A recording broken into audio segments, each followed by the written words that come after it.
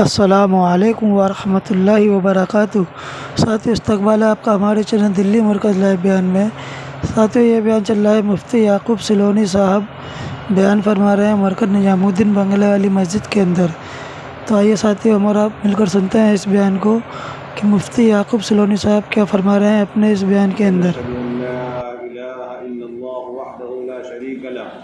ونشهد أن سيدنا ونبينا ومولانا محمدا عبده ورسوله صلى الله تعالى عليه وعلى آله وأصحابه وبارك وسلم تسليما كثيرا كثيرا. أما بعد فأعوذ بالله من الشيطان الرجيم. بسم الله الرحمن الرحيم. والعصر إن الإنسان لفي خسر إلا الذين آمنوا وعملوا الصالحات وتواصوا بالحق وتواصوا بالصبر. فقال النبي صلى الله عليه وسلم: الدين النصيحة. قلنا لمن؟ قال لله ولكتابه ولرسوله ولأئمة المسلمين وعامتهم. رواه مسلم أو كما قال صلى الله عليه وسلم. میرے محترم دوستوں، بزرگوں، عزیز ساتھیوں،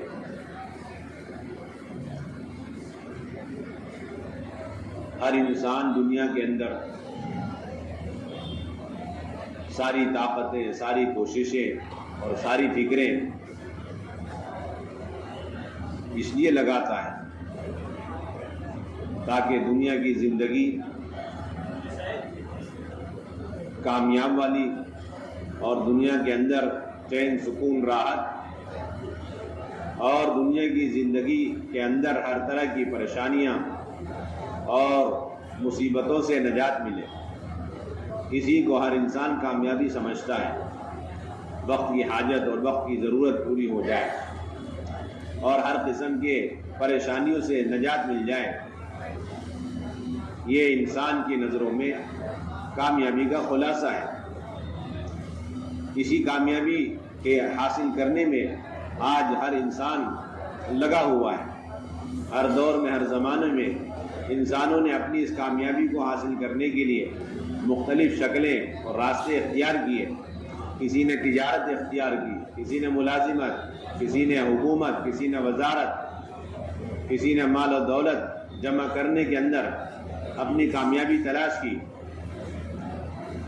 لیکن میرے بھائیوں، دوستوں، بزرگوں، اللہ رب العزت بھی اپنے بندوں کو کامیاب کرنا چاہتا ہے اور 100% کامیاب کرنا چاہتا ہے۔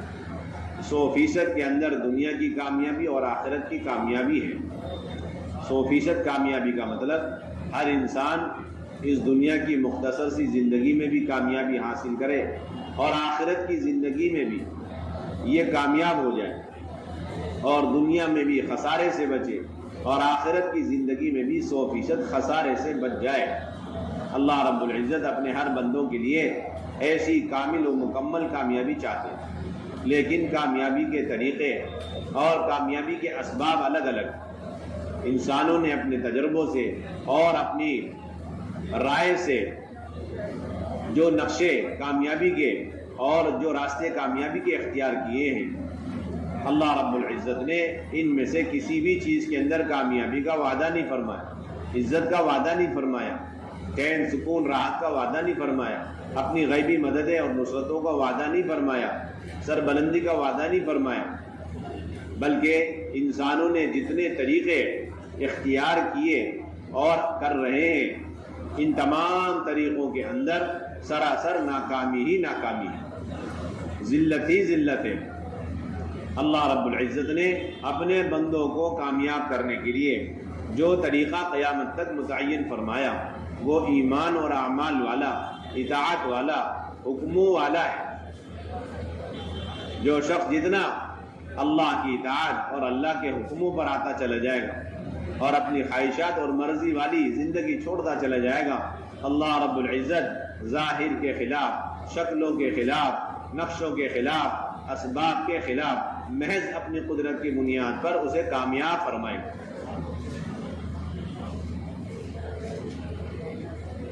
اسی لیے مولانا یوسف صاحب رحمۃ اللہ علیہ فرمایا کرتے تھے کہ اللہ رب العزت نے قیامت تک اس امت کی اور خصوصاً مسلمان کی کامیابی کے لیے ایمان اور اعمال والا راستہ متعین فرما دیا۔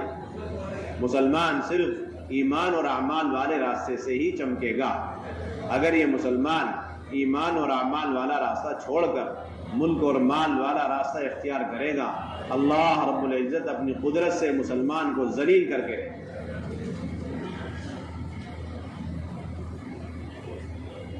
آج کے مسلمان کی ذلت کی بنیادی وجہ یہ نہیں ہے کہ اس کے پاس ملک و مال نہیں، بلکہ اس کی بنیادی وجہ یہ ہے کہ اس نے دو غلطیاں کی۔ ایک، ان بنیادی راستوں کو چھوڑا جس پر اللہ نے مسلمان کے چمکنے اور کامیابی کا قیامت تک وعدہ فرما رکھا، اور وہ ایمان اور اعمال ہے۔ اور دوسری غلطی یہ کی کہ اس راستے کو اختیار کیا اپنی کامیابی کے لیے، اپنے چمکنے کے لیے، جس کے اندر اللہ رب العزت نے نہ کبھی کامیابی رکھی اور نہ قیامت تک کے لیے اس کے اندر کامیابی کا وعدہ ہے۔ اور وہ اسباب والا راستہ ہے، مال والا راستہ ہے، دولت والا راستہ ہے، وزارت حکومت والا راستہ ہے، اور آئٹمیات والا راستہ ہے۔ میرے بھائیوں، دوستوں، بزرگوں، حضرت مولانا یوسف صاحب رحمۃ اللہ علیہ فرمایا کرتے تھے کہ اللہ رب العزت جن لوگوں کو نبیوں کے طریقوں سے کامیاب کرنا طے فرما لیتے ہیں، جن لوگوں کو اللہ رب العزت نبیوں والے طریقوں سے کامیاب کرنا طے فرما لیتے ہیں، ایسے لوگوں کے نام ملک و مال والوں کی فہرست سے کاٹ دیتے ہیں۔ ایسے لوگوں کے نام ملک اور مال والوں کے فہرست سے اللہ کاٹ دیتے ہیں، جنہیں اللہ تعالیٰ طریقوں سے کامیاب کرنا چاہتے ہیں، ضابطوں سے کامیاب کرنا چاہتے ہیں، اعمال والے ضابطے سے۔ اللہ رب العزت ان کے نام مال والوں کی فہرست سے، حکومت والوں کی فہرست سے، عہدوں والوں کی فہرست سے اللہ کاٹ دیتے ہیں۔ اور پھر ایسے لوگ اگر نبیوں والے طریقوں سے ہٹ کر ملک اور مال والے راستے سے کامیابی تلاش کرنے لگیں گے تو حضرت فرمایا کرتے تھے اللہ رب العزت ایسے لوگوں پر خون خرابوں کو مسلط فرما دیتے ہیں۔ اس کو مسلط خون خرابوں کو مسلط فرماتے، ذلتوں کو مسلط فرماتے۔ اس لیے سب سے اہم اور بنیادی ذمہ داری وہ یہ کہ اللہ کے وہ ضابطے جس پر اللہ نے ہر دور میں، ہر زمانے میں اپنے بندوں کو کامیاب کیا اور قیامت تک کے لیے اسی کے اندر کامیابی کے وعدے فرمائے ہیں، ان ضابطوں کو پہچاننا، سمجھنا جو اللہ کی اصل سنت ہے، اور اسے اپنی زندگی میں لانا ہے۔ میرے بھائیوں، دوستوں، بزرگوں، اللہ رب العزت نے دنیا اور دنیا کے سارے انسانوں کی قیامت تک آنے والے مرد ہو، عورتیں ہوں، اور امیر ہو، غریب ہو، کسان ہو، کاشتکار ہو، تاجر ہو، ملازم ہو، ہر ایک کے کامیابی کے لیے قرآن مجید میں ایک چھوٹی سی سورت کے اندر 4 بنیادی اصول بیان فرماتے ہیں، جس کے اندر رائی کے دانے کے برابر قیامت تک کوئی رد و بدل نہیں ہو سکتا۔ جو شخص ان 4 ضابطوں پر آ جائے، 4 اصولوں پر آ جائے، تو دنیا کی ساری طاقتیں مل کر اسے ناکام اور اسے ذلیل نہیں کر سکتی، بلکہ اللہ رب العزت ظاہر کے خلاف اپنی قدرت کی بنیاد پر اسے کامیاب فرمائے۔ پہلی بنیاد ان 4 میں سے یہ ہے کہ اللہ کے ذات عالی اور اللہ کے صفات پر اور تمام مغیبات پر اس طرح یقین لانا جس طریقے سے اللہ کے یہاں مطلوب اور مقصود ہے، جس معیار پر اللہ رب العزت اپنی ذات، اپنی صفات، جنت، دوزخ، قبر، حشر اور غیب کے سارے نظاموں پر یقین لانے کا حکم فرما رہے ہیں، اس کے مطابق یقین لانا یہ کامیابی کے 4 ضابطوں میں سے اہم ترین بنیادی ضابطہ ہے۔ سب سے پہلا ضابطہ یقین، سب سے بنیادی ضابطہ یقین، ایمان ہے۔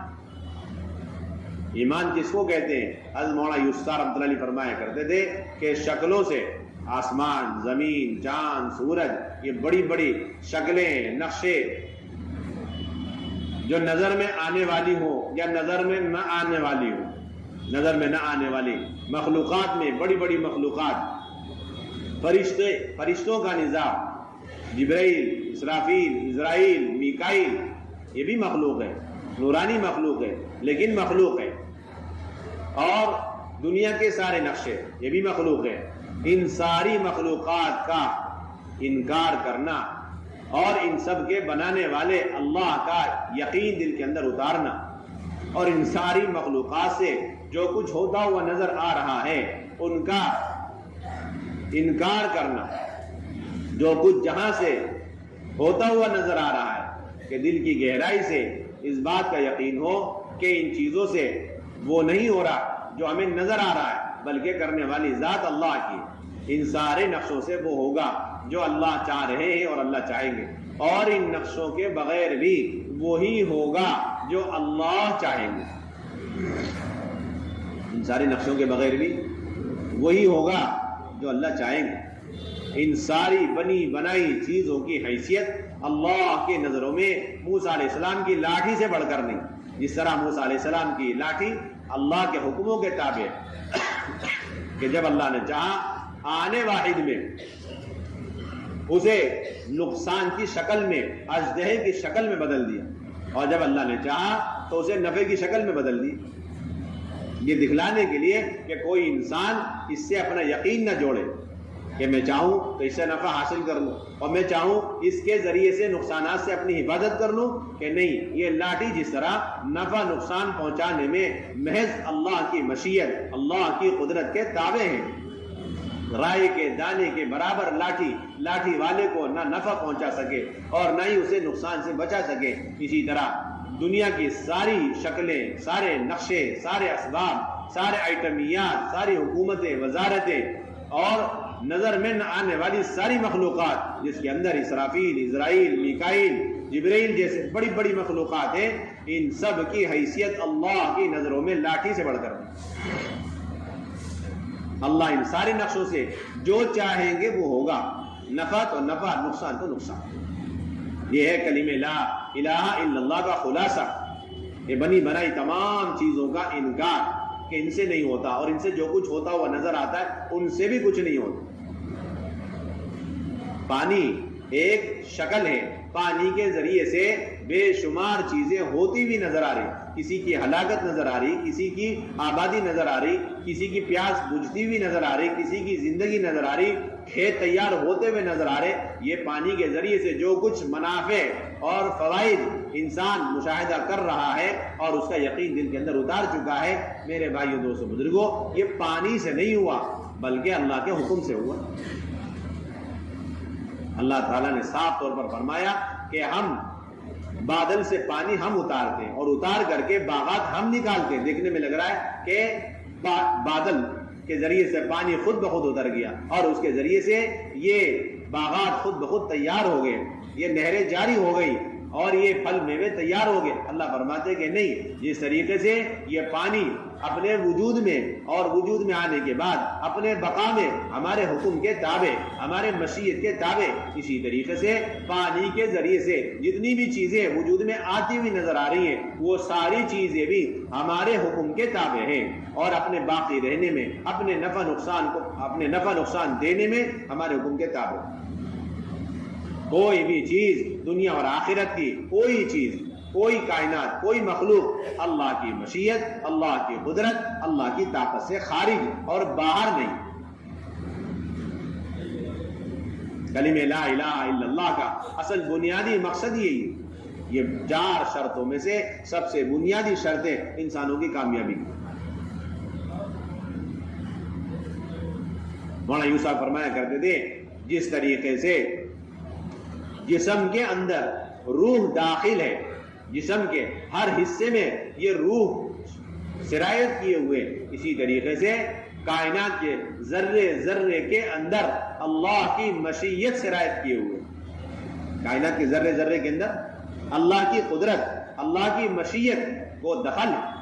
کوئی ذرہ آسمان زمین کے اندر ایسا نہیں جو اللہ کی قدرت، اللہ کی مشیت سے خارج ہو اور وہ خود بخود وجود میں آ جائے اور پھر باقی رہے اور کسی کو نفع دے، کسی کو نقصان دے، اللہ کی مشیت کے بغیر، اللہ کے حکم کے بغیر. ناممکنات میں سے یہ ہو سکتا ہے کہ روح نہ ہو اور جسم چلے، زبان بولے، آنکھیں دیکھے. یہ نہیں ہو سکتا کہ اللہ کے حکم کے بغیر روح حرکت کرے. روح بھی اللہ کی مخلوق اور جسم بھی اللہ کی مخلوق. اللہ چاہے روح کو الگ اور چاہے جسم کو الگ چلا سکتے. اللہ تعالیٰ قدرت والا.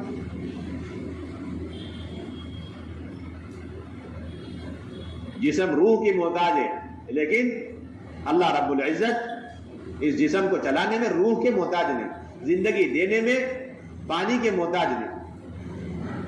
یہ سب سے بنیادی شرط اللہ کے ذات عالی کا یقین دل کے اندر اتارا, مخلوقات کا یقین دل کے اندر, جو کچھ جہاں سے ہوتا ہوا نظر آ رہا بنی بنائی چیزوں کا یقین دل کے اندر سے نکالنا. اسی کو توجیہ کہتے ہیں, قرآن کی اصطلاح میں اس کو توجیہ کہا جاتا ہے. حضرت ابراہیم علیہ السلام نے ستارے کو دیکھا اور دیکھ کر سمجھے کہ یہ میرا رب ہے. ستارے کو دیکھ کر کہا یہ میرا رب ہے. تھوڑی دیر میں ستارہ غائب ہو گیا تو کہنے لگے یہ میرا رب نہیں ہو سکتا, جو چھپ جائے وہ میرا رب ہے. آگے وہ چھپ جائے یہ میرا رب ہے. پھر اس کے بعد چاند کو دیکھا, کہنے لگے یہ میرا رب ہے, وہ بھی غائب ہو گیا تو کہنے لگے یہ بھی میرا رب نہیں. پھر سورج نکلا تو کہنے لگے یہ میرا رب ہے, بڑا رب ہے. ہذا ربی ہذا اکبر. فلما افلت قال یا قوم انی بریء مما تشرکون. جب وہ سورج بھی ختم ہو گیا, اس کی روشنی ختم ہو گئی, وہ بھی چھپ گیا تو کہنے لگے کہ میں ان تمام بنی بنائی چیزوں سے اپنے دل کے یقین کو اس ذات کی طرف پھیرتا ہوں جو ان تمام نقص اور نقائص سے پاک ہے. اس کو توجیہ کہتے ہیں. بنی بنائی تمام چیزوں اور شکلوں سے یقین کو ہٹانا اور بنانے والے ذات کی طرف لے جانا. بس ایمان والے میں اور دنیا بھر کے سارے سائنسدان میں یہی فرق ہے کہ سائنسدان ان دنیا کی چیزوں کو دیکھتے ہیں, غور کرتے ہیں اور ان کا یقین دل کے اندر اتارتے چلے جاتے ہیں اور ان سے بنی ہوئی چیزوں کا یقین اندر اتارتے چلے جاتے ہیں اور اس طرح وہ اللہ سے دور ہوتے چلے جاتے ہیں اور ہمیشہ ہمیشہ کے خسارے میں ہمیشہ کا خسارہ انہیں ہوتا ہے. لیکن ایمان والا ان بنی بنائی چیزوں کو دیکھنے کے بعد پھر بنانے والی ذات کی طرف چلا جاتا ہے. یہ مومن میں اور ایک سائنسدان میں فرق ہے. ایک مومن میں سائنسدان میں فرق ہے. سائنسدان دیکھے گا کہ یہ بادل آ گیا ہے اور کالی گھٹائیں ہیں, وہ کہہ دے گا اب تو بارش ہونے والی. مومن کہے گا نہیں, یہ کوئی علامت نہیں ہے, بلکہ بارش کب ہوگی, کتنی ہوگی, کتنے قطرے ہوں گے, کتنی مقدار میں کہاں بارش ہونی, یہ تو اللہ کے علم میں, اللہ نے قرآن میں فرما دی. تو اللہ کے علم میں علی رضی اللہ تعالیٰ عنہ فرمایا کرتے تھے کہ اللہ رب العزت کے خزانے میں پانی کا خزانہ بھی ہے اور اس پر اللہ نے فرشتے مقرر کیے اور ان کے پاس اللہ رب العزت نے ایک آلہ دیا ہے جس کو ناپ کر تول کر جب جہاں جتنی مقدار میں پانی کی ضرورت ہوتی, جبریل فرشتے اللہ کے حکم سے تول کر ناپ کر پانی وہاں پہنچاتے. یہ نظام اللہ نے غیب سے چلا رکھا. آپ جتنے چاہ کہتے رہے اٹکل سے, لیکن یقینی بات یہ نہیں. جب بھی جہاں بھی دنیا جب سے بنی ہے آج تک اور قیامت تک جتنا پانی آئے گا اسی خزانے سے اور اللہ کے حکم سے اور فرشتے ناپ تول کر بھیجے. لیکن ایک دن ایسا آیا جس دن اللہ رب العزت نے حکم پانی کے خزانے کو براہ راست دے دیا اور وہ فرشتوں کے قابو سے باہر ہو گیا. اور پھر اللہ نے وہاں سے بھی پانی نکالا جہاں سے پانی نکلتا ہے اور اللہ نے پانی وہاں سے بھی نکالا جہاں سے آگ نکلتی ہے. اللہ کی ذات ہے. تنور سے پانی نکل گیا, آسمان سے پانی آ گیا, زمین سے پانی آ گیا, پتھروں سے پانی نکل گیا اور فرشتوں نے طاقت لگائی, کوشش کی کسی طریقے سے اسے قابو میں لائیں, لیکن وہ ان کے قابو میں, کیونکہ براہ راست اللہ نے پانی کے خزانے کو حکم دیا تو برس. ہواؤں کا نظام اور ہواؤں کا خزانہ اللہ کے قبضے اور قدرت میں, اور ہوا کب کتنی مقدار میں کہاں پہنچانی ہے یہ اللہ تعالیٰ حکم دیتے ہیں فرشتوں کو اور فرشتے ناپ کر تول کر کے ہواؤں کو دنیا میں بھیجتے ہیں جب سے دنیا بنی آج تک اور قیامت تک. لیکن ایسا دن آیا کہ جس دن یہ ہوا فرشتوں کے قابو سے باہر ہو گئی. وہ کون سا دن تھا؟ وہ ایک بڑی نافرمان اور بڑی طاقتور قوم کو ہلاک کرنا تھا, جن کو اپنی جسمانی طاقت پر غرور تھا کہ ہمیں کون ہلاک کرنے والا, من اشد منا قوہ, ہم سے زیادہ طاقتور کون ہے. قوم عاد, اللہ تعالیٰ خود فرماتے ہیں ایسی قوم ہم نے آج تک دنیا میں نہیں بنانے والے خود اللہ تعالیٰ فرمائے. التي لم يخلق مثلها في البلاد، ایسی قوم طاقتور، ڈیڈ ڈول، قد و قامت والی، جسمانی لحاظ سے ہم نے ان کو ہلاک کرنا مقصود تھا، اللہ رب العزت نے ہوا کو براہ راست حکم دیا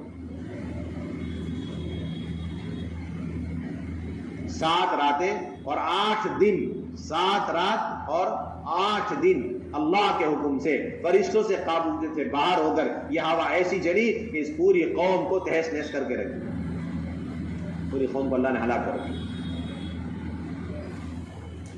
اللہ نے اسباب والوں کو، نقشوں پر محنت کرنے والوں کو اور چیزوں پر محنت کرنے والوں کو ان کے نقشوں میں، ان کی چیزوں میں، ان کے اسباب میں رکھ کر محض اپنی قدرت سے ناکام کر کے دکھلایا، یہ بتلانے کے لیے قیامت تک کہ یہ ظاہری شکلیں، نقشے اور یہ اسباب یہ کامیابی کی بنیاد نہیں ہے، بلکہ کامیابی کی اصل ضابطے ہمارے احکامات ہیں۔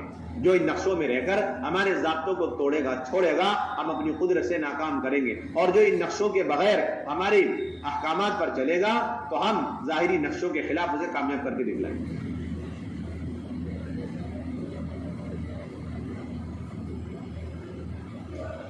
تو میرے بھائی دوستو بزرگوں، سب سے بنیادی امر یہ کہ ہمارے دلوں کا یقین صحیح، سب سے بنیادی ذمہ داری اپنے دلوں کا یقین صحیح کرو۔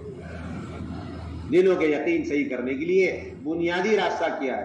سب سے اہم اور بنیادی سنت وہ یقین کی دعوت ہے، وہ ایمان کی دعوت ہے، اور پھر ایمان کی دعوت میں اہم ترین سنت ہے کہ مسجد کے ماحول میں، مسجد کے فضا میں اللہ کی بڑائی، اللہ کی قدرت اور اللہ کی طاقت اور اللہ کی صفات کے تذکرے کیے جائیں۔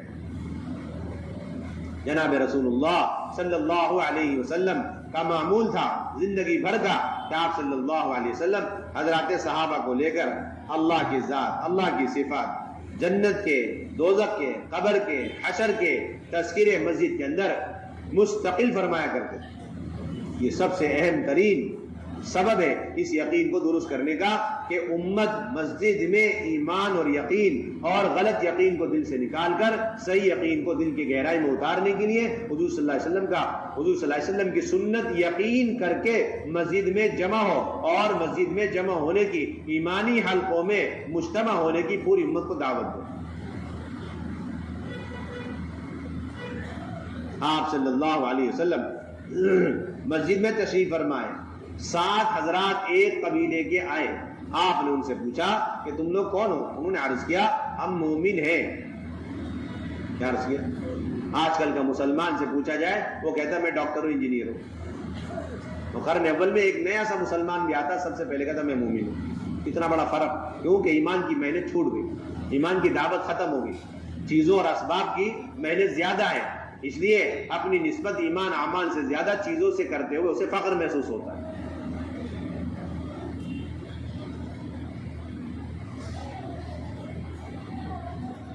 انہوں نے عرض کیا کہ ہم تو مومن ہیں۔ آپ نے فرمایا کہ اس کی کوئی علامت ہے؟ آپ ڈاکٹر ہیں، اس کی کوئی ڈگری، کوئی علامت، کوئی نشانی؟ انہوں نے عرض کیا کہ ہمارے پاس ہمارے مومن ہونے کی، ہمارے ایمان کی 15 علامتیں،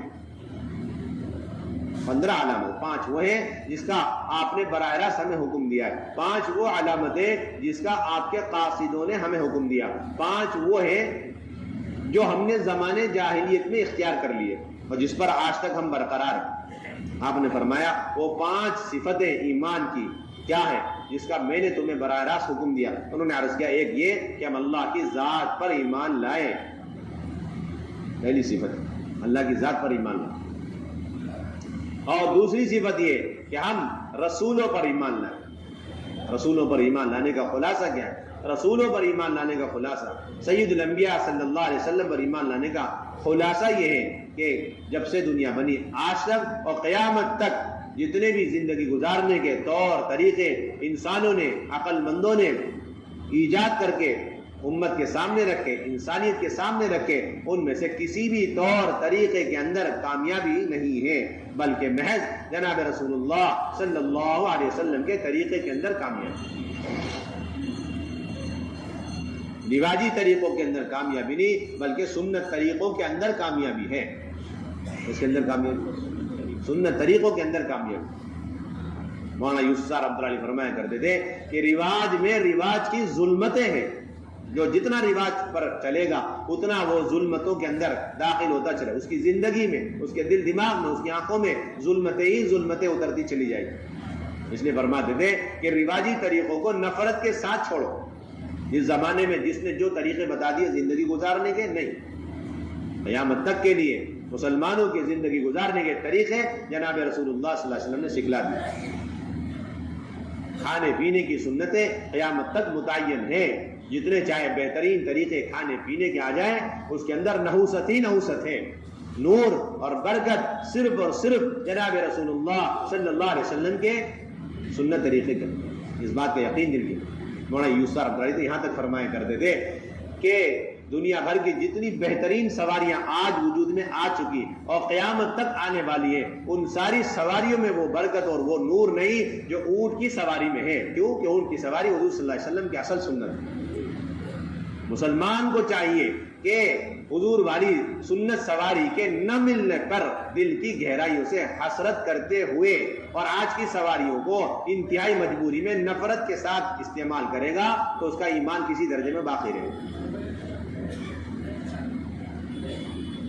اور اگر آج کی سواریوں پر حضور پاک صلی اللہ علیہ وسلم کی گھوڑے سواری یا حضور صلی اللہ علیہ وسلم کی خچر سواری یا اونٹ سواری سے زیادہ قابل قدر اور زیادہ عظمت کی، وقار کی اور فخر کی نگاہ سے دیکھ رہا ہے تو اس کا ایمان خطرے میں۔ اللہ سید الانبیاء صلی اللہ علیہ وسلم کی سواری،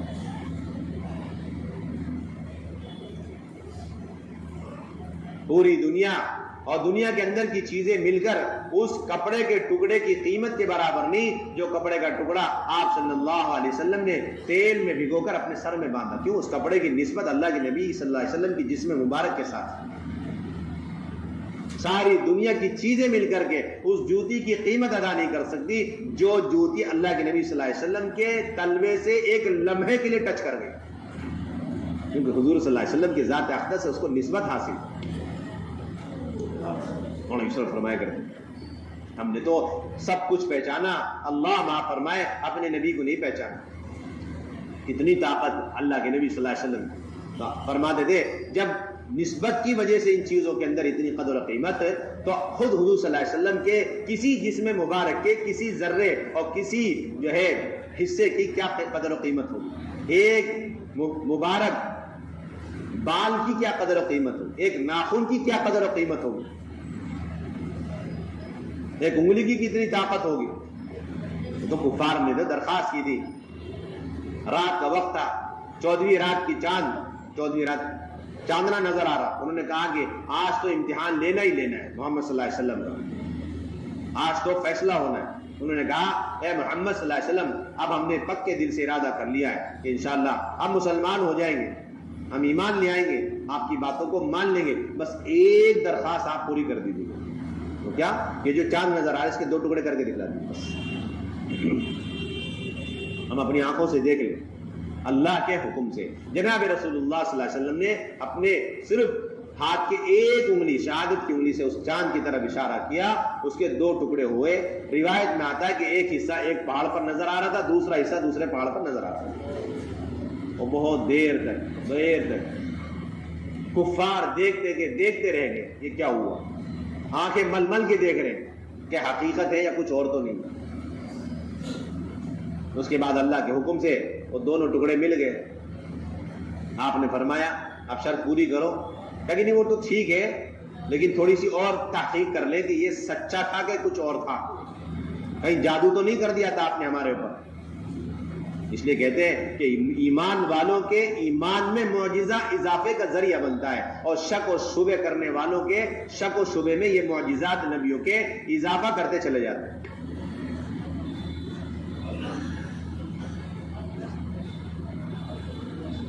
انہوں نے کہا کہ ابھی تھوڑا سا بس ہم یہ دیکھ لیں کہ واقعی یہ معجزہ ہے یا آپ نے اس موقع پر بھی جادو سے کام لیا ہے۔ پتہ ایسے چلے گا کہ مکے سے باہر سے جتنے قافلے والے آئیں گے ان سے ہم تاریخ بتلا کر پوچھیں گے کہ فلاں تاریخ میں اور رات کے موقع پر اس طریقے سے چاند کے 2 ٹکڑے تم نے دیکھے۔ اگر سارے قافلے والے آ کے کہہ دیں تو ہم مان جائیں گے ہاں بھائی، اگر صرف ہمیں نظر آیا اور ان سب کو نظر نہیں آیا تو یہ تو جادو ہے۔ چنانچہ جتنے قافلے والے آئے ان سے پوچھا گیا، سب نے کہا ہاں فلاں تاریخ میں رات کے وقت میں ہم نے چاند کو 2 حصے میں دیکھا۔ جب ساری گواہیاں آ گئی، اب کہا کہ اب تو شرط پوری کرو، کہ نہیں اب تو دل کے اندر پورا یقین اتر گیا، اس دن کا جادو چھوٹا نہیں تھا، عالمگیر پوری دنیا والوں پر آپ نے جادو کیا۔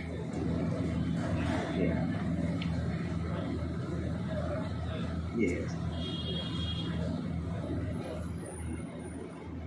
کیونکہ ایمان والے کے لیے تو کسی معجزے کی ضرورت ہی نہیں ہے، اور شک والے اور تردد کرنے والے ان کے لیے تو معجزہ بھی ناکافی ہے۔ یقین والے صدیق اکبر کی ترتیب پر ہوتے ہیں۔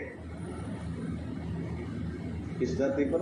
صدیق اکبر کی ترتیب۔ اللہ کے نبی صلی اللہ علیہ وسلم جا کر آگے ایک ہی رات میں مکے سے بیت المقدس اور بیت المقدس سے آسمان کا سفر اور 7 آسمان پار کر گئے، سارے نبیوں کو نماز پڑھائی بیت المقدس میں، اور پھر ہر نبی سے ہر آسمان میں ملاقات، ابراہیم علیہ السلام، موسیٰ علیہ السلام، عیسیٰ علیہ السلام، آدم علیہ السلام، اب سے ملاقات اور اللہ کے دیدار ہو گئے، ہم کلامی کا شرف حاصل ہوا، اور نماز لے کر کے آئے، جنت کا مشاہدہ کیا، جہنم کا مشاہدہ کیا۔ اس لیے مولانا یوں فرمایا کرتے تھے، اس بینا کے پیچھے چلو جو ایک ہی وقت میں دنیا اور آخرت دونوں دیکھتا ہے، جسے اپنے ہاتھ سے نام بھی لکھنا نہیں آتا، یہ ہے اصل بینا۔ اس بینا کے پیچھے چلو، ایک ہی وقت میں دنیا اور آخرت دونوں دیکھتے ہیں۔ وہ کس کی ذات ہے؟ جناب محمد مصطفیٰ صلی اللہ علیہ وسلم کی ذات ہے۔ اور باقی دنیا بھر کے سارے پڑھے لکھے لوگ، سارے سائنسدان، بالکل عقل کے اندھے، ان سب کی کامیابی محمد صلی اللہ علیہ وسلم کی اتباع کرنا، اس بات کا یقین دل کے اندر اتارنا، یہ ہے نبیوں پر ایمان لانا اور حضور صلی اللہ علیہ وسلم پر ایمان لانا۔ جو آپ نے فرما دیا ہم مان گئے بس۔ تو جب جا کر آئے سارا سفر کر کے، تو کفار مکہ سے جب ذکر کیا تو کہنے لگے کہ ہم کیسے مان جائیں، آپ بیت المقدس چلے، ایک ہی رات کے اندر مکے سے بیت المقدس، پھر وہاں سے۔ اچھا یہ بتائیے بیت المقدس کے اندر کتنے ستون تھے؟ دلائل چاہیے۔ اللہ کے حکم سے بیت المقدس حضور صلی اللہ علیہ وسلم کی نگاہوں کے سامنے آ گئے۔ جو سوال کہ کھڑکیاں کتنی ہیں، ستون کتنے، اللہ کے نبی دیکھ دیکھ کر انہیں بتاتے رہتے، جتنے ستون ہیں بیت المقدس کے اندر بتاتے تھے۔ کہنے لگے تب بھی ہم نہیں مانتے، اور یہ سارے اکٹھے ہو کر کے گئے صدیق اکبر کے پاس، تمہارے دوست کیا کہہ رہے؟ کیا کہہ رہے؟ کہہ رہے کہ ایک رات میں مکہ مکرمہ سے بیت المقدس، پھر وہاں سے آسمان، 7 آسمان، اور پھر جنت، دوزخ، سارا نظام دیکھتا رہا۔ کیا یہ تو کوئی بڑی بات نہیں؟ میں تو اس سے آگے کی بات یقین کرتا ہوں۔ یہ کہتے میرے پاس روز جبرائیل امین آتے ہیں، میں اس کا یقین کرتا ہوں، یہ تو کوئی بڑی بات ہی نہیں ہے۔ یہ صدیقی ترتیب۔ شک والے نظروں کی بنیاد پر چلتے، یقین والے خبروں کی بنیاد پر چلتے۔ حضرات صحابہ سے یقین سیکھنا چاہیے، اس لیے حضرات صحابہ کے ایمان کے واقعات کثرت سے سننا بھی چاہیے، اور اس کے مذاکرے بھی کرنے چاہیے۔ آپ صلی اللہ علیہ وسلم سفر میں ایک دیہاتی نے اپنا گھوڑا بیچا آپ کے ہاتھوں، آپ نے معاملہ طے کر لیا اور کہا کہ میرے پاس ابھی دام نہیں ہے، مدینے پہنچ کر کے دام ادا کر دوں گا، جب تک کہ گھوڑا مجھے دے دو میں سوار ہو جاؤں۔ چنانچہ آپ صلی اللہ علیہ وسلم سوار ہو کے تیزی سے آگے نکل گئے، وہ دیہاتی پیچھے رہ گیا۔ اتنے میں کسی نے آ کر کے اس کے گھوڑے کا معاملہ کیا، جب دیکھا کہ حضور صلی اللہ علیہ وسلم کے دام سے زیادہ ایک آدمی دام لگا رہا ہے، تو اس کے دل میں لالچ آ گیا۔ اس نے کہا ٹھیک ہے میں آپ کو بیچ دیتا ہوں، یہ کہہ کر اس نے زور سے آواز لگائی، اے محمد صلی اللہ علیہ وسلم، اگر آپ کو گھوڑا خریدنا ہے تو آپ خرید لیجئے گا اتنے داموں میں، ورنہ میں کسی اور کے ہاتھ میں بیچنے ہوں۔ یہ سن کر آپ صلی اللہ علیہ وسلم رک گئے، قریب تشریف لائے، اور میں کیا کہا کہ آپ کو لینا تو لے لیجئے گا؟ نہیں تم نے تو بیچ دیا، میں نے خرید لیا اتنے داموں میں۔ کہا کہ نہ میں نے بیچا نہ آپ نے خریدا، آپ گواہ لائیے۔ اب اس موقع پر کوئی ہے نہیں جو آتا حیران اور اسے ملامت کرتا کہ تم محمد صلی اللہ علیہ وسلم پر تہمت لگا رہے، وہ ایسی جھوٹی باتیں کر سکتے، اور وہ کہتا رہا آپ گواہ لے آئیے میں مان جاؤں، میں نے آپ کو بیچا نہیں اتنے داموں میں اور آپ نے مجھ سے خریدا نہیں۔ ایک صحابی آئے حضرت خزیمہ بن ثابت رضی اللہ تعالیٰ عنہ جیسے آئے، انہوں نے کہا میں گواہی دیتا ہوں یا رسول اللہ آپ نے اتنے داموں میں اس بندے سے لیا ہے اور اس نے اتنے داموں میں آپ کے ہاتھ میں بیچا ہے۔ اللہ کے نبی فرمانے میں کیسے گواہی دے رہے، تو تم تو تھے نہیں اس ٹائم۔ کہنے یا رسول اللہ صلی اللہ علیہ وسلم آپ اس سے بڑی بڑی باتوں میں ہمیں دھوکا اور اس سے بڑی بڑی باتوں میں آپ جھوٹ نہیں بول سکتے، اتنے گھوڑے کی اتنی چھوٹی سی معمولی سی بات کے اندر آپ کیسے جھوٹ بول سکتے ہیں؟ اللہ کے نبی صلی اللہ علیہ وسلم کو کچھ کرتا ہوا دیکھا نہیں۔ اللہ کے نبی صلی اللہ علیہ وسلم کی زبان مبارک سے یہ الفاظ نکل رہے تھے، میں نے خریدا، تو دل کے اندر یقین اتر گیا، ہاں اللہ کے نبی نے خریدا ہے۔ اور اللہ کے نبی کی زبان مبارک سے یہ نکلتا ہوا سن لیا کہ تو نے بیچا ہے، تو اس کا یقین اتر گیا اور آ کر فوراً گواہی دی آپ نے خریدا اور اس نے بیچا۔ اس کو کہتے ہیں نظروں کو جھٹلانا، خبروں پر یقین۔ اس کو کیا کہتے ہیں؟ اپنی نظروں سے جو کچھ نظر آ رہا ہے اسے جھٹلاؤ۔ اللہ کے نبی نے ایسے ہی جھٹلاؤ جیسے صحابہ اس زمانے میں 1400 سال پہلے جھٹلایا کرتے تھے۔ آج کا مسلمان، قیامت تک کا مسلمان، دنیا کی ساری نظروں سے آنے والی چیزوں کو جھٹلاوے اور پھر خبروں کا یقین دل کے اندر اتارے۔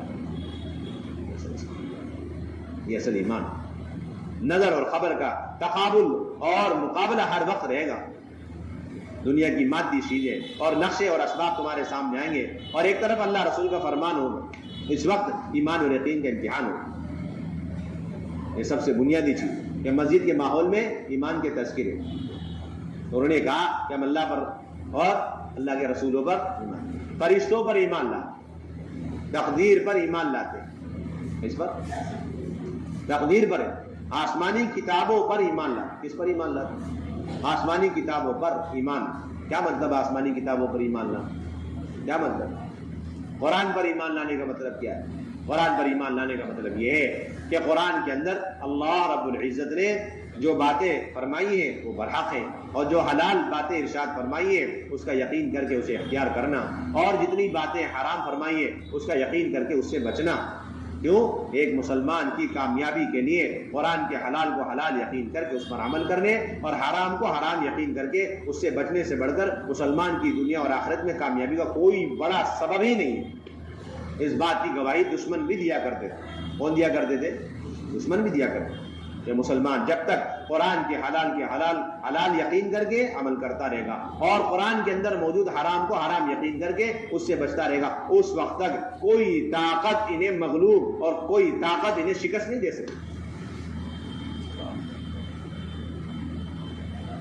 فارس کا بادشاہ یزدجرد اپنی مدد کے لیے چین کے بادشاہ کو خط لکھتا ہے کہ مسلمان مدینے سے مٹھی بھر نہتے ننگے پاؤں، بھوکے پیاسے، ٹوٹے پھوٹے ہتھیار لے کر ہمارے پاس آ گئے، اور سارے کے سارے فارس والے ایران چھوڑ کے چلے گئے۔ اب بادشاہ نے ایک طرف بیٹھ کر چین کے بادشاہ کو خط لکھا، میری مدد کرو۔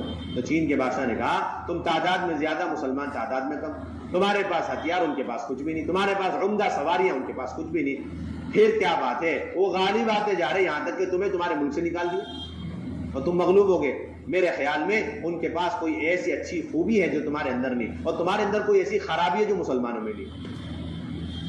یہ کہہ کر اس نے پوچھا کہ یہ وعدے کے کیسے ہیں؟ مسلمان جو مدینے سے آئے نکل کر کے، یہ وعدے کے کیسے ہیں؟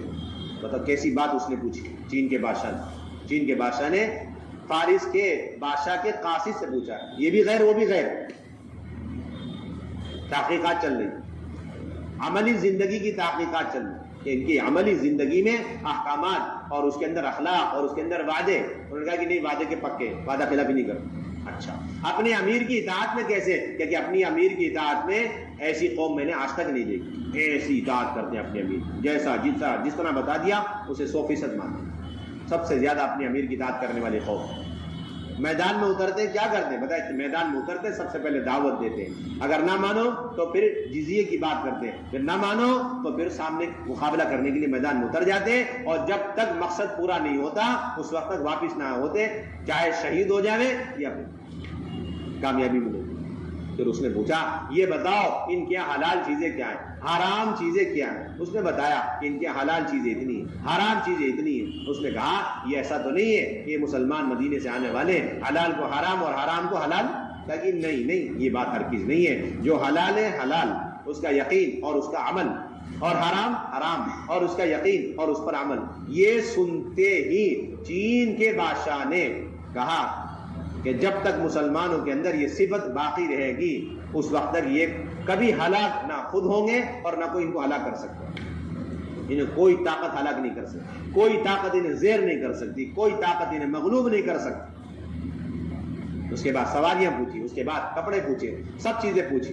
اس کے بعد کہنے لگا کہ میں تمہاری مدد نہیں کر سکتا، حالانکہ میرے پاس اتنی بڑی فوج ہے کہ اگر میں اپنی فوج تمہاری مدد کے لیے بھیج دوں تو میری فوج کا اگر پہلا گھوڑ سوار تمہارے ملک میں ہوگا تو میرے فوج کا آخری گھوڑ سوار میرے ملک میں ہوگا۔ اتنی بڑی قطار ہے میرے پاس فوجوں کی، لیکن میں مدد نہیں کر سکتا، اس لیے کہ یہ ایسی صفات والے ہیں جو مدینے سے نکل کر مسلمان آئے 30-40 ہزار کے، ایسی صفات ان کے اندر ہے، ان صفات کے ساتھ اگر یہ پہاڑوں کے سامنے آ جائیں تو پہاڑ بھی ریزہ ریزہ ہو جائے، پہاڑ بھی ان کا راستہ نہیں روک سکتے۔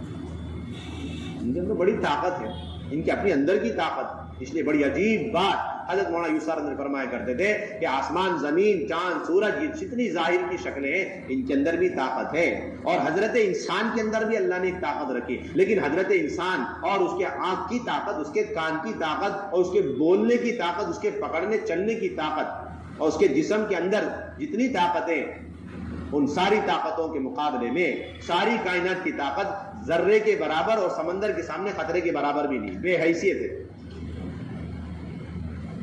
شرط کیا ہے؟ یہ طاقت کب ظاہر ہوگی؟ جب یہ اپنے اعضاء و جوارح کو حکموں کے تابع کرے گا، اللہ اندر کی طاقت نصیب فرمائیں گے اور باہر کی ساری طاقتیں سلب ہوتی چلی جائیں گی، اور جتنا مسلمان باہر کی طاقتوں کو استعمال کرے گا اس کی اپنے اندر کی طاقتیں سلب ہوتی چلی جائیں گی۔ یہ اصل بنیاد ہے۔ اندر کی طاقتیں کب ظاہر ہوتی ہیں؟ اللہ کے احکامات پر چلنے سے اللہ تعالیٰ اندر سے طاقت نصیب فرماتے، اندر سے نور نصیب فرماتے۔ یہ اصل بنیاد ہے، اس نے صاف کہہ دیا، اور آگے یہاں تک کہا کہ اگر یہ اسی صفت کے ساتھ ساتھ بغیر کمی بیشی کے میرے ملک کے چین میں آ گئے تو مجھے بھی نکال کے پھینک دے۔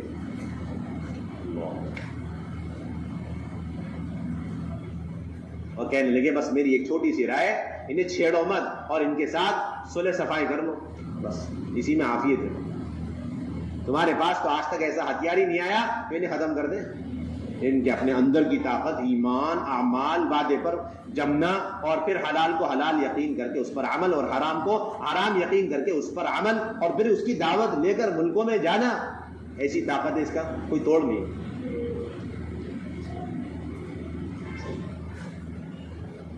یہ اللہ کی کتابوں پر ایمان لا، تقدیر پر ایمان لا، تو جو کچھ ہے وہ لکھا ہوا ہے، وہ ہو کے رہے گا۔ کیا ہوگا؟ ہو کے رہے گا، ہو کے رہے گا۔ حضرت علی رضی اللہ تعالیٰ عنہ ایک گاؤں میں تھے، بیمار ہو گئے، ایک گاؤں میں تھے، بیمار ہو گئے۔ ایک صحابی نے عرض کیا ایسا لگتا ہے آپ کے آخری وقت آ چکا ہے، اب آپ شہر چلے جائیں، یہاں انتقال کر گئے تو کوئی کندھا دینے والے بھی نہیں ہوگا۔ حضرت علی نے فرمائی یہ بات کاش تمہارے علاوہ کوئی اور کہتا تو اچھا ہوگا، تم نے یہ بات کیسے کہہ دی؟ میں یہاں مر ہی نہیں سکتا، کیونکہ ابھی تقدیر کا لکھا ہوا اور اللہ کے نبی کا بتایا ہوا ابھی پورا ہی نہیں ہو رہا۔ اللہ کے نبی نے فرمایا علی تمہاری موت اس وقت تک نہیں آئے گی جب تک تمہارے گردن سے، تمہارے جسم سے نکلے ہوئے خون سے، تمہارے جسم سے نکلے ہوئے خون سے تمہاری داڑھی تر نہ ہو جائے، تم مر ہی نہیں سکتے۔ یہاں تو مجھے ایسے کوئی سمٹمز، علامت نظر ہی نہیں آ رہی، میں کیسے مر جاؤں؟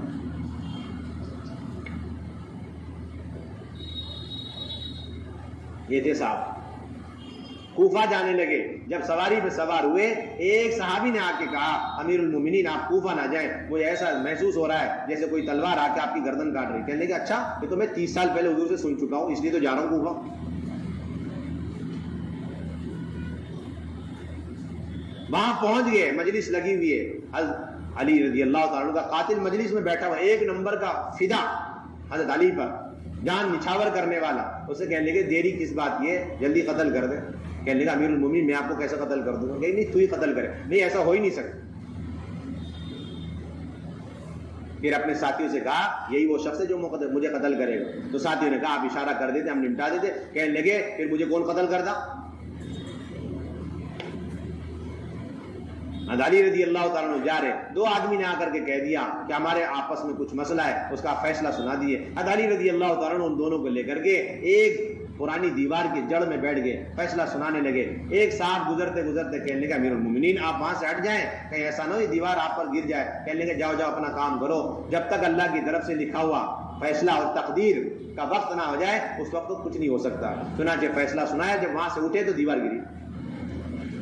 اس کو کہتے ہیں لکھے ہوئے پر یقین. کیا کہتے ہیں؟ لکھے ہوئے. جس کا تقدیر پر ایمان یقین نہیں ہے وہ شخص تو مومن ہی نہیں ہے. وہ شخص کون نہیں ہے؟ وہ شخص مومن.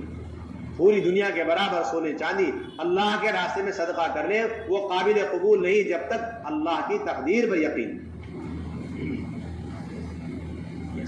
یہ 5 چیزیں بتائی انہوں نے. اور اللہ کی ذات پر ایمان لانا, فرشتوں پر, کتابوں پر اور رسولوں پر اور تقدیر پر. اللہ کی نبی فرمایا وہ 5 چیزیں جس کا میرے قاصدوں نے تمہیں حکم دیا, جو تمہاری ایمان کی اہم ترین علامت. کہنے لگے وہ 5 چیزیں کہ ہم اس بات کی گواہی دیں کہ اللہ کے سوا کوئی معبود نہیں ہے, وہ وحدہ لا شریک لہ ہے, اور آپ اللہ کے بندے اور اس کے رسول ہیں. دوسرے, نماز قائم کرنا. کیا کرنا؟ نماز قائم رکھنا. نماز کو قائم رکھنا. نماز پڑھنے کے بعد نماز قائم رکھنا. نماز پڑھنی اور چیزیں, نماز کو قائم رکھنا. جو نماز پڑھتا ہے اس کا حال یہ ہوتا ہے کہ وہ منافقوں کی طرح نماز پڑھتا ہے. منافق کی علامت بتائی گئی کہ دیر سے آئے گا اور جلدی سے نماز ختم ہوتے چلے جائے گا, آخری وقت تک نماز کو ٹالے گا, اور جیسے وقت قضا ہونے کے قریب ہو جاوے فوراً جانور کی طرح اور پرندے کی طرح 4 کھونگ مارے گا, رکوع سجدہ کر کے نماز پوری کرے گا. جو رکوع صحیح سے نہ کرے, سجدہ صحیح سے نہ کرے, روایت میں آتا ہے یہ بدترین چوری ہے. نماز میں چوری بدترین چوری. نماز کی چوری بدترین چوری.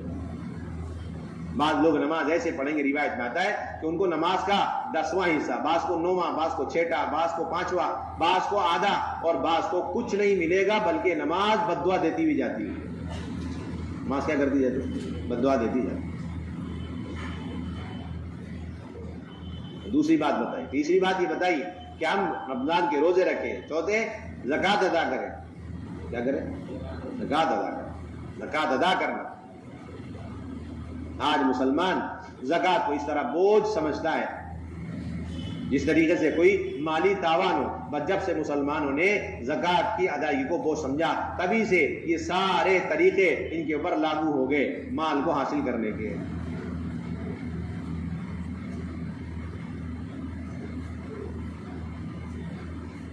زکوٰۃ کے ذریعے سے اس وقت غربت امت کے اندر سے ختم ہوگی جبکہ زکوٰۃ کی ادائیگی کے لیے اس کے صحیح مصرف کی تلاش میں اس طرح نکلے جس طرح نماز کے ادائیگی کے لیے وضو اور وضو کے لیے پانی کی تلاش میں نکلتا ہے. ایک مسلمان بے چین ہو جاتا ہے کہ بھائی نماز پڑھنی, اس کے لیے وضو اور وضو کے لیے پانی انتظار کرتا ہے, تلاش کرتا ہے. اس طریقے سے زکوٰۃ صحیح جگہ پر مولانا الیاس فرمایا کرتے تھے, ہر مولانا الیاس فرمایا کرتے تھے کہ اگر مال میں برکت نظر نہیں آ رہی اور امت کے اندر سے غربت ختم نہیں ہو رہی تو یقین کر لو تمہارا مال زکوٰۃ والا صحیح جگہ پر نہیں لگا. اور مال کی حرص اور مال کی محبت دل کے اندر سے نہیں نکل رہی, یقین کر لو کہ مال صحیح جگہ پہ پہنچا نہیں. زکوٰۃ کی ادائیگی سے مال کی حرص, مال کی محبت دل کی گہرائی سے نکل رہی اور غربت ختم ہو رہی اور مال میں برکت نظر آ رہی. اس کا مطلب یہ کہ مال صحیح جگہ پہ پہنچا. کہیں لگتا ہے تو کچھ نظر بھی آتا ہے.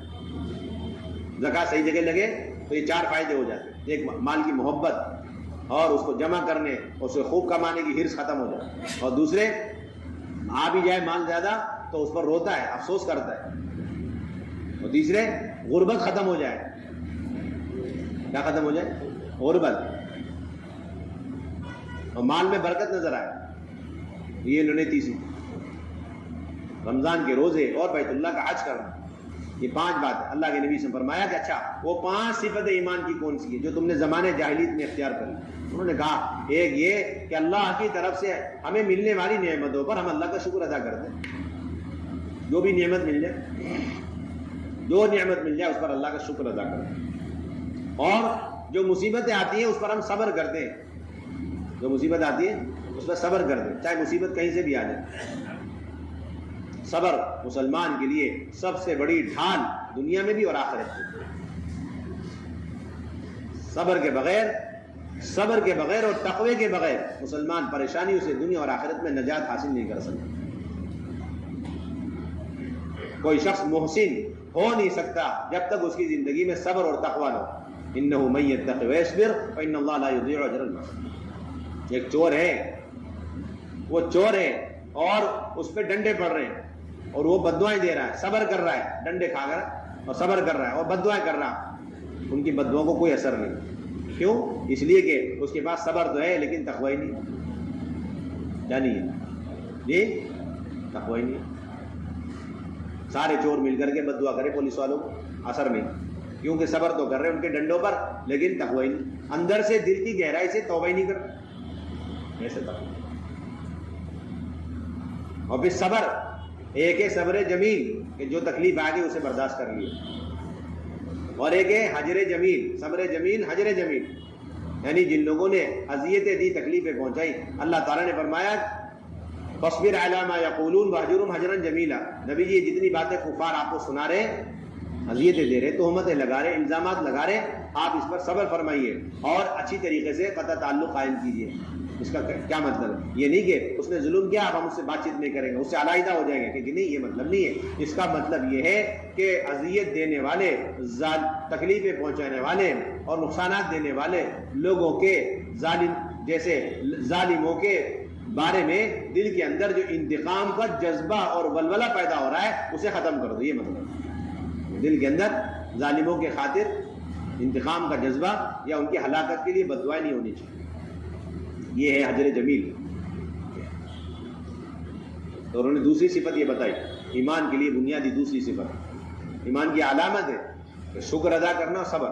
اور تیسری بات کہ دشمنوں پر آنے والی مصیبت پر ہم کبھی خوشی نہیں مناتے، ہم خوش نہیں ہوتے. اور چوتھی بات اللہ کی طرف سے جو فیصلے ہو جائیں ہم اس پہ راضی رہتے ہیں، ہم اس پہ راضی ہیں. پانچواں یہ کہ جب دشمنوں کا سے سامنا ہوتا ہے تو ہم ثابت قدم رہتے ہیں. یہ 5 خصلتیں انہوں نے بتائی جو زمانے جاہلیت کے اندر ہم. حضور سے فرمایا یہ تو ایسی صفت ہے جس کی وجہ سے کہ تم بہت باادب اور دین میں بڑے سمجھ رکھنے والے اور قریب جا کے تم انبیاء بن جاؤ یا انبیاء کے درجے تک پہنچ جاؤ. تو کہا ادبا کادو ان یکونوا انبیاء. پھر آپ صلی اللہ علیہ وسلم فرمایا کہ سنو، یہ ساری مجلسیں کہاں لگ رہی؟ مسجد کے اندر لگ رہی. ایمان کے مذاکرے آپ صلی اللہ علیہ وسلم اتنا لمبا. آپ نے فرمایا کہ 5 صفتیں اور ہیں، اگر وہ صفتیں اختیار کرو گے تو یہ 15 صفتیں مکمل ہوں گی اور پھر اس کے بعد ایمان مکمل ہوگا. کیا مکمل ہوگا؟ ایمان مکمل ہوگا. پہلی صفت یہ کہ اتنا کھانا اکٹھا مت کرو جتنا تمہیں کھانا نہیں ہے. ضرورت سے زیادہ کھانا جمع مت کرو. مسلمان یا تو کھانا نہیں اس وجہ سے پریشان، یا ضرورت سے زیادہ جمع کرنے، اکٹھے کرنے کی وجہ سے پریشان. دو ہی طرح کے پریشانی نہیں، 2 طرح کے مسلمان، یا تو کھانا ہی نہیں ہے اس وجہ سے پریشان، یا ضرورت سے زیادہ کھانا جمع کرنا. جو ضرورت سے زیادہ کھانا جمع کرنے میں لگا ہوا ہے وہ کامل مومن ہو ہی نہیں سکتا. عائشہ رضی اللہ تعالیٰ عنہ کہتی ہے کہ حضور صلی اللہ علیہ وسلم نے مجھے دیکھا، ایک دن زندگی میں ایسا ہوا حضور کی زندگی میں نے 2 وقت کا کھانا کھا لیا، اور نہ 3 مہینے فقر و فاقے، چاند پہ چاند نظر آ رہے ہیں لیکن گھر کے چولہے بجھے ہوئے. اللہ کے نبی نے فرمایا عائشہ کیا بات ہے، تمہیں ہر وقت اپنے پیٹ کی فکر لگی ہوئی ہے. اور فرمایا کہ ایک دن میں 2 وقت کا کھانا کھانا اسراف ہے، اسراف کرنے والوں کو اللہ پسند نہیں فرماتا. ایک صحابی تھے حضرت ابو جحیفہ رضی اللہ تعالیٰ حضور صلی اللہ علیہ وسلم کی خدمت میں کھانا پیٹ بھر کے کھا کر آئے اور ڈگار لینے لگے. آپ نے فرمایا ابو جحیفہ ہمارے سامنے ڈگار نہ لو، سن لو جو پیٹ بھر کے کھانا دنیا میں کھاوے گا آخرت میں اتنی ہی بھوک کی شدت برداشت کرنی پڑے گی. یا تو یہ لو یا تو وہ لو، دونوں جمع نہیں ہو سکتا. یہ سن کر حضرت ابو جحیفہ رضی اللہ تعالیٰ عنہ نے اپنا یہ معمول بنایا کہ جب دوپہر کا کھاتے تو شام کا، اور شام کو کھاتے تو دوپہر کا ناغا کرتے. اسی ترتیب پر قائم رہے یہاں سے کہ دنیا سے چلے گئے. دوسری بات یہ بتائی کہ ضرورت سے زیادہ مکانات مت بناؤ. اس سے زیادہ ضرورت سے زیادہ مکان، ضرورت سے زیادہ مکان کی کوئی گنجائش نہیں.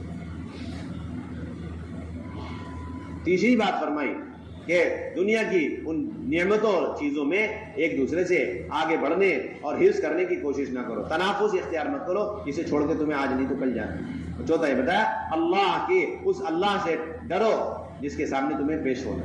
تقوی اختیار کرو. اور پانچویں بات یہ فرمائی کہ جنتوں کی ان نعمتوں کی رغبت اختیار کرو جس میں مرنے کے بعد تمہیں ہمیشہ ہمیشہ کے لیے رہنا. یہ 5 چیزیں جس سے ایمان کی تکمیل ہو. آپ صلی اللہ علیہ وسلم آنے والے ایک قبیلے اس کے اندر کے 7 نفر کو لے کر کے ایمان کے حلقے مسجد میں لے رہے. یہ اہم ترین سنت. اس لیے ایمان بنے گا ایمان کی دعوت اور ایمان کے حلقوں اور ایمان کی مجالس. اور ایمان کی مجالس کی بنیادی جگہ مسجد کا ماحول, اور ایمان کے بگڑنے کی بنیادی جگہ بازار کا ماحول.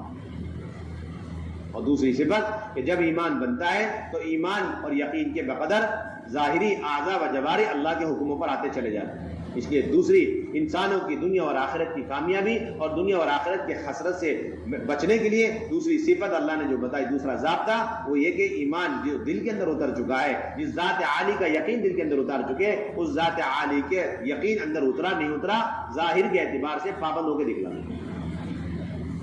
سارے اعمال کی پابندی کرو. ان الذین آمنوا وعملوا الصالحات والعصر ان الانسان لفی خسر الا الذین آمنوا وعملوا الصالحات. سارے نیک اعمال, یہ نہیں کہ صرف نماز روزہ, یہ نہیں کہ صرف حج اور عمرے کر لیے, سارے نیک ہیں. اس لیے بتایا حدیث پاک کے اندر آتا ہے ایمان کی 70 سے زائد شاخیں. سب سے اعلیٰ درجے کی شاخ کلمہ لا الہ الا اللہ, اور سب سے ادنا شاخ راستے سے تکلیف دینے والی چیز کو ہٹانا. علماء نے لکھا ہے کہ دونوں کو جو جمع کر لے اس کے لیے 70 شاخیں جمع ہو جاتی ہیں. اور آسان طریقہ کیا ہے کہ جب راستے چلتے ہوئے کوئی تکلیف دینے والی, اذیت دینے والی چیز کو ہاتھ سے ہٹانے لگو, اسی وقت زبان سے لا الہ الا اللہ پڑھ لو, تو اس نے کلمے کے اعلیٰ اور ادنا دونوں شاخوں کو جمع کر لیا. اللہ اب اس کے بیچ کی ساری شاخیں اس کے اندر جمع فرما. آسان طریقہ. آپ معمولی سمجھتے ہیں کہ راستے میں چلتے چلتے کوئی کانٹا, کوئی بلیڈ, کوئی تکلیف دینے والی چیز یا کوئی چھلکا, کوئی پھسلنے والی کوئی چیز, اسے ہٹانے کو ہلکا آپ سمجھتے ہیں, لیکن نہیں, اس نیکی کو ہلکا مت سمجھو. اور اس کے ساتھ ساتھ اعلیٰ شاخ کو بھی جمع کر لو. ہٹاتے ہٹاتے لا الہ الا اللہ پڑھ لو. بس آپ نے دونوں شاخیں جمع کر لی تو اب بیچ کی ساری شاخیں, ساری خصلتیں, ایمان کی ساری صفتیں اللہ تمہارے اندر پیدا کرتے چلے جائیں. اس سے سارے اعمال کی مشق. اور پھر اس کے بعد ایک اہم بنیادی ذمہ داری ہے کہ جس ایمان کو اختیار کیا اور پھر اختیار کر کے جن اعمال کی پابندی کی ہے, اب یہ نہیں کہ اپنی ذات تک محدود ہو گئے, بلکہ اب اس کی دعوت دو. کیا دو؟ اب اس کی دعوت دو. تواصوا بالحق, اس کی دعوت دو. اور اس راستے میں آنے والی تکالیف اور ناگواریاں اور مشقتوں کو برداشت کرو. اللہ رب العزت نے اس امت کے ذمے 2 بنیادی کام دیے کہ اپنی ذات سے ساری نیکیوں کو اختیار کرنا اور اللہ کی اطاعت پر آنا, اور پھر دوسرے پورے عالم میں چل پھر کے محنت کر کے پوری امت تک اس پوری نیکیوں کو اور پورے دین و شریعت کو پہنچانا, جس کا اعلیٰ ترین راستہ اللہ کے راستے کا نفر ہے. اللہ رب العزت نے پوری امت پر بحیثیت امت ہونے کے اس دعوت کو فرض فرمایا. پوری امت کے ذمے, مردوں کے بھی ذمے ہیں, عورتوں کے بھی ذمے. اگر اس امت کے سارے مرد مل کر اس فریضے کو انجام دینے لگے اور عورتیں اس فریضے کو انجام نہ دیں تو وہ بہترین امت نہیں ہو سکتی. امت کے اندر مردوں اور عورتوں تمام طبقات کو اس ذمہ داری پر کھڑا کیا گیا. حدیث پاک کے اندر آتا ہے کہ پوری امت اور پوری انسانیت, پوری امت کی مثال کشتی پہ سوار لوگوں سے دی گئی ہے. یہ نہیں بتایا گیا کہ پوری امت کے مردوں کی مثال کشتی میں سوار لوگ, یہ نہیں بتایا. امت کے مرد, عورتیں, امیر, غریب, سب کی مثال ایسے جیسے کشتی میں سوار. کوئی شخص اپنی ذاتی اعمال سے آنے والے عذابات سے بچ نہیں سکتا, ہلاکت سے بچ نہیں سکتا, جب تک کہ امر بالمعروف نہیں ہے منکر اس کی زندگی میں نہ ہو. اس لیے مولانا الیاس فرمایا کرتے تھے کہ اگر کوئی شخص رات بھر اپنی پیشانی ناک زمین پر رگڑ کے رو رو کے دعائیں مانگ لے, پھر بھی آنے والے عذاب کو وہ دور نہیں کر سکتا, اللہ کی رحمت کے دروازے کھول نہیں سکتا جب تک کہ اللہ اور رسول کو راضی نہ کر لے. اور اللہ اور رسول کو راضی کرنے کا اعلیٰ ترین راستہ ہی دعوت الی اللہ, امر بالمعروف نہیں منکر. فرمایا کرتے تھے مولانا الیاس رحمۃ اللہ علیہ کہ میں اپنی آنکھوں سے دیکھ رہا ہوں کہ حضور پاک صلی اللہ علیہ وسلم کی روح مبارک اس دعوت کے کام میں تازگی کے بغیر بے چین نظر آ رہے ہیں. اس دعوت کے کام کے اندر جتنی تازگی ہوگی اتنی اللہ کے نبی صلی اللہ علیہ وسلم کی روح کو سکون ملے گا. اور فرماتے تھے پورے عالم کے اندر انفرادی اجتماعی سارے مسائل کا حل جناب رسول اللہ صلی اللہ علیہ وسلم کی لائی ہوئی اس محنت کے اندر مجھے منحصر نظر آ رہی. بولوں انحصار तमाम मसाइल के हल का इन्हिसार जनाब रसूलुल्लाह सल्लल्लाहु अलैहि वसल्लम की इस मुबारक मेहनत को जिंदा करने और उसकी ताजगी के अंदर फरमा देते, इस काम को बुझी बुझी तबीयतों के साथ मत करो। क्या फरमा देते? हौसले बुलंद रखो, हिम्मत चुस्त और फुर्ती के साथ काम करो। जो आदमी हौसले बुलंद करके फुर्ती के साथ चुस्ती के साथ दावत का काम करेगा, फरमाते थे कि उससे अल्लाह के नबी इतने खुश होंगे कि हम अंदाजा भी नहीं लगा सकते, और अल्लाह रब्बुल इज्जत इतने राजी हो जाएंगे और अल्लाह रब्बुल इज्जत इतने खुश हो जाएंगे कि कोई ताकत उसका अंदाजा नहीं लगा सकती। मेरे भाइयों दोस्तों बुजुर्गों, इस काम के करने के फजाइल भी हैं और ना करने के नुकसानात भी हैं। सख्त तरीन वईद है। और मैं कहते थे मौलाना रहमतुल्लाह अलैह कि मेरे इस काम का खुलासा इन फिरू खिफाफा व तिकाला पर अमल करना है। इस पर अमल करना है, इन फिरू खिफाफा व तिकाला पर अमल करना है। और फरमाते थे इस नफर में अल्लाह के रास्ते में निकलने में कमी कोताही करना अल्लाह के अजाब को दावत देना है। अगर मर्द कोताही कर रहा वो अल्लाह के अजाब को दावत दे रहा, औरतें निकलने में कोताही कर रही वो अल्लाह के अजाब को दावत दे रही। ये नहीं कि सिर्फ निकलना मर्दों के लिए मस्तूरात के लिए, दोनों तबके पर जिम्मेदारी डाली। और बात फरमाते थे इस काम के उसूल की पाबंदी है, क्या करो, अगर जरा भी बेउसूली करोगे तो देर से आने वाला अजाब कल ही तुम्हारे सर पर आ जाएगा। गश्तों का एहतिमाम, मसाजिद को आबाद करना, आमाल दावत के जरिए से, घरों के अंदर 5 अमाल के जरिए से तालीम के हल्के लगाना, आने वाली जमातों की नुसरतें करना, अल्लाह के रास्ते में देर और दूर के लिए निकलना, ये जितने अमाल हैं ये सब अमाल दावत, अमाल हिदायत, अमाल तरबियत, अमाल तज़किया। अगर किसी को ऐसी ताकत मिल जाए कि सारे औराद और वज़ाइफ को बैठ के एक वक्त में पढ़ने लगे, फिर भी उतनी तरबियत नहीं होगी जितना कुरान की एक आयत को लेकर अपनी बीवी बच्चों के साथ बैठ के कुरान के हल्के लगाने पर अल्लाह खुद तरबियत फरमाए कि अल्लाह की तरफ से बताए गए बराह रास्त अमाल तरबियत और अमाल तत्हीर है। इन्नमा युरीदुल्लाह लियुज़हिबा अन्कुम अर्रिज्सा अहलल बैत व युतहिरकुम तत्हीरा। कुरान के हल्के लगाओ, हदीस के हल्के लगाओ, अल्लाह की तरफ से हुक्म है। मेरे भाइयों दोस्तों बुजुर्गों, हज़रत मौलाना फरमाया करते थे कि हर दर्द की दवा तबलीग है। क्या फरमाते थे? हर दर्द की दवा तबलीग है, दर्द की दवा तबलीग। जो लोग यहाँ आकर के चले जाया करते थे, मौलाना फरमाया करते थे ये क्या बात हुई, आए मस्जिद निजामुद्दीन बंगले वाली मस्जिद और 2-4 मजलिसें सुनी और चले गए। कहते यहाँ आकर के प्यास बर्दाश्त करना सीखो और भूख बर्दाश्त करना सीखो और पसीने बहाने सीखो और खून बहाने सीखो, तब जाकर के दीन का मयार कायम होगा। फरमाते थे अल्लाह ने इस काम की हक़ानियत मेरे दिल में ऐसी खोल दिए कि उस काम की हक़ानियत और इस काम के हक़ के सामने मैं अपनी सारी ताकत और सारी कोशिश और सारी आवाज़ को बेकीमत बेहैसियत समझता हूँ, इसकी कोई निस्बत ही नहीं है। अगर अल्लाह तबारक व तआला करम फरमा दे तो उसके शायन शान, और अगर अल्लाह ताला मुझसे इस तबलीग के हुकूक के बारे में सवाल करने पर आ जाए कि इस तबलीग का हक अदा किया कि नहीं किया, फिर तो मेरी हलाकत यकीनी है। फरमाते थे जिस मजहब की कीमत हजारों नबियों की जाने और हजारों सहाबों की जाने कुर्बान होकर भी नहीं लग सकी, ऐसे मजहब की कीमत 1-2 चिल्ले लगाकर कैसे लग सकती? 2 चिल्ले लगा लिए, 4 चिल्ले लगा लिए, करेंगे। इसलिए मौलाना जी फरमाया करते थे हमारा काम चिल्ले 4 महीने का है ही नहीं। हमारा काम ये कि लोग उम्रें गंवाने वाले, जिंदगियां खपाने वाले, बगैर किसी सोचे समझे इस काम के लिए जिंदगियां गंवाने वाले तैयार हो जाएं। बस मुझे तो ऐसी जमात चाहिए। वो फरमा देते इस काम के अंदर बगैर सोचे समझे अपनी उम्रें लगाओ, अपनी जिंदगियां लगाओ। और फरमाते थे कि इस काम के अंदर काम करते करते अपने अंदर अपने आप को जुनूनी कहलाने और जुनूनी होने और जुनूनी कहलाए जाने की तमन्ना दिल के अंदर लेकर और फिर इस काम के अंदर अपनी फना में अपनी बका का यकीन करोगे, अल्लाह ताला दुनिया के अंदर जन्नत का मजा चखा देंगे। क्या चखा देंगे? दुनिया के अंदर मजा चखा देंगे। इसलिए हमारी बड़ी जिम्मेदारी है, पूरे आलम की इज्तिमाई हमारी जिम्मेदारी है।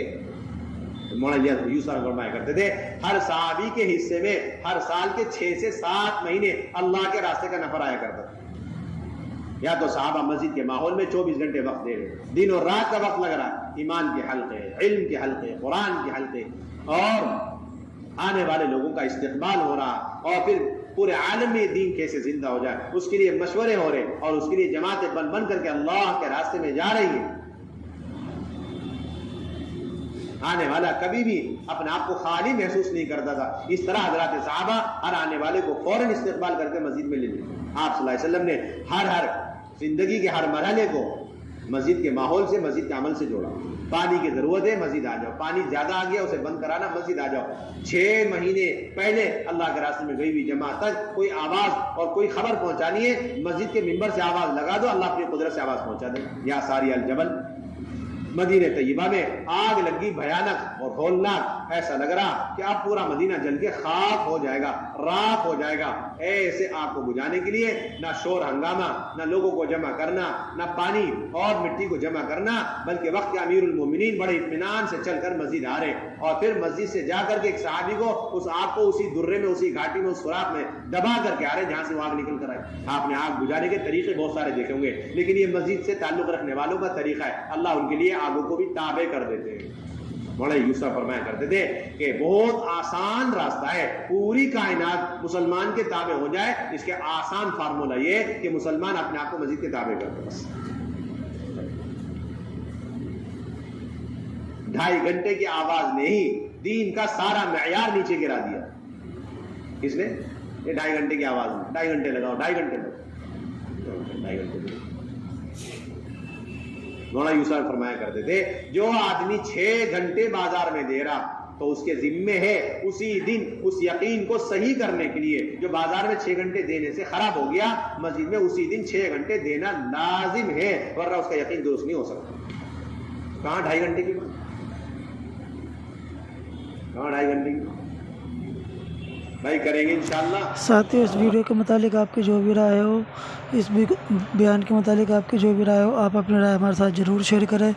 تو پھر ملیں گے اسی طرح اور کوئی نئے بیان مرکز نظام الدین کے قابلوں کے ساتھ، مرکز کے اپڈیٹ کے ساتھ۔ جب تک آپ حضرات اپنی دعا میں ہمیں یاد رکھنا اور اپنی رائے ہمارے ساتھ ضرور شیئر کریں انشاءاللہ۔ السلام علیکم ورحمۃ اللہ وبرکاتہ۔